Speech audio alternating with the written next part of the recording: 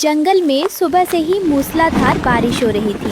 सभी पक्षी बरगद के बड़े पेड़ की घनी पत्तियों के नीचे दुबके हुए थे। ओह, ये सूखी घास के बीज और कड़वे नीम के फल, रोज रोज वही बोरिंग खाना।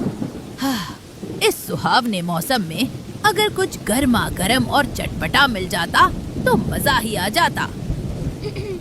सही कह रहे हो मिट्ठू भाई, इस बारिश में तो मेरा गला भी बैठ गया है। कुछ तीखा मसालेदार खाने को दिल तरस रहा है, पर इस जंगल में कौन बनाएगा ऐसा खाना? अरे बरियाई चटपटा खाने वाली, जो मिल रहा है चुपचाप निगलो। बारिश में वैसे ही दाना मिलना मुश्किल है, इन्हें पकवान चाहिए। रानो चिड़िया चुपचाप अपने घोंसले में गई। उसने अपनी रसोई में देखा गेहूं का आटा रखा था और कुछ ताज़ी सब्जियां थीं। क्यों ना मैं इस आटे से पतले पतले नूडल्स बनाऊं।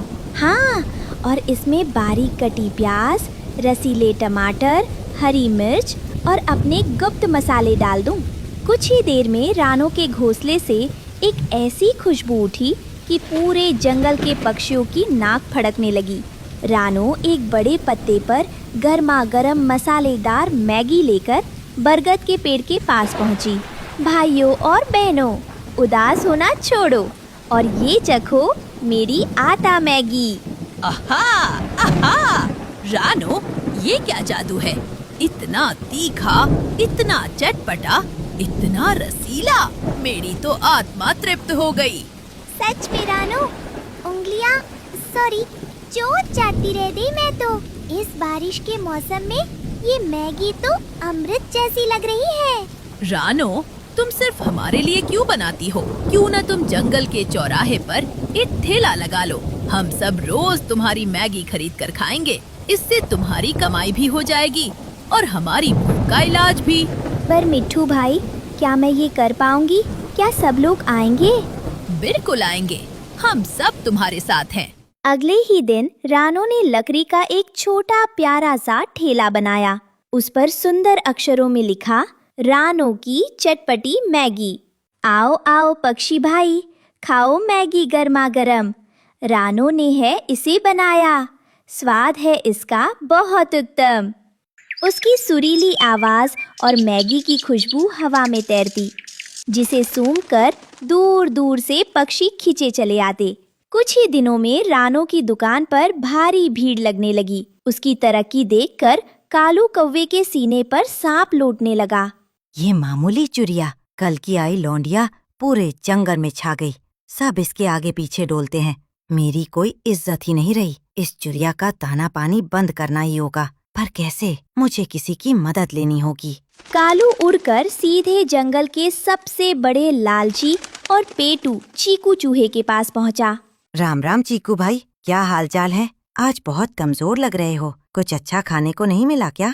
क्या बताऊं कालू भाई, इस बारिश में सब अनाज सड़ गया है। पेट में चूहे कूद रहे हैं, पर खाने को एक दाना नहीं है। अरे तो तुम क्यों भूखे मर रहे हो? तुम आज रात रानो के घर जाओ, उसकी मैगी खत्म कर दो, तो मैं तुम्हें इनाम में आधा किलो पनीर भी दूंगा।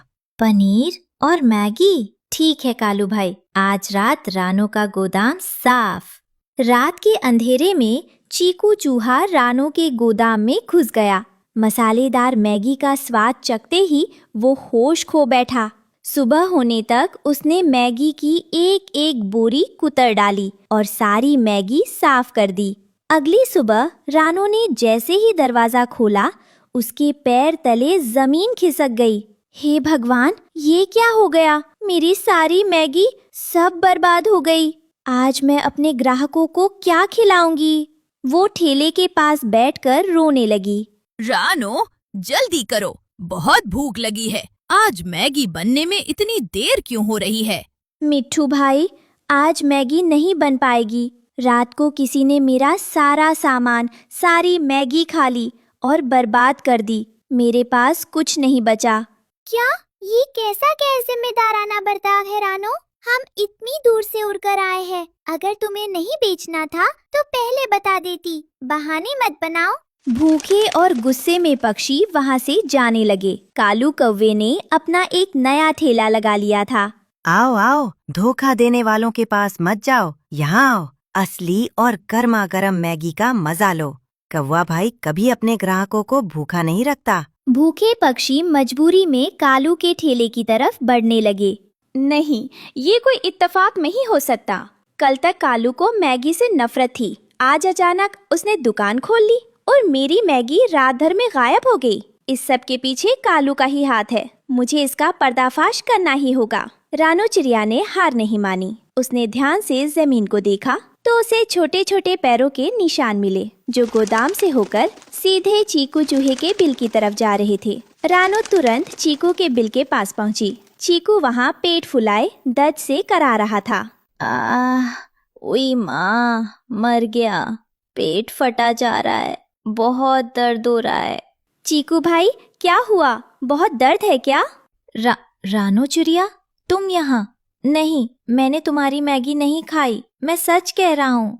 मुझे पता है चीकू भाई कि तुमने खाई है, लेकिन मैं तुमसे नाराज नहीं हूँ। तुम दर्द में हो, रुको, मैं तुम्हारे लिए अजवाइन और पुदीने का अर्क लाती हूँ। रानो उड़ कर गई और औषधीय पत्तों का रस लेकर आई। उसने चीकू को पिलाया। थोड़ी ही देर में चीकू का पेट दर्द ठीक हो गया।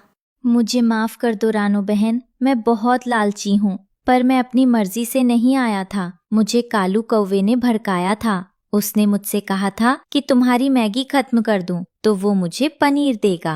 मुझे अंदाजा था चीकू भाई, लेकिन सिर्फ मेरे जानने से कुछ नहीं होगा। कालू ने जो किया है उसकी सजा उसे मिलनी चाहिए। क्या तुम मेरा साथ दोगे? बिल्कुल दूंगा रानो बहन। उस धोखेबाज कालू को सबक सिखाना ही होगा। रानो और चीकू चूहा चुपचाप कालू के ठेले के पास पहुँचे, जहाँ सभी पक्षी कालू की बनाई बेस्वाद मैगी खाकर मुंह बना रहे थे। कालू, ये कैसी मैगी है? इसमें न नमक है न मसाला, पानी जैसी उबली हुई।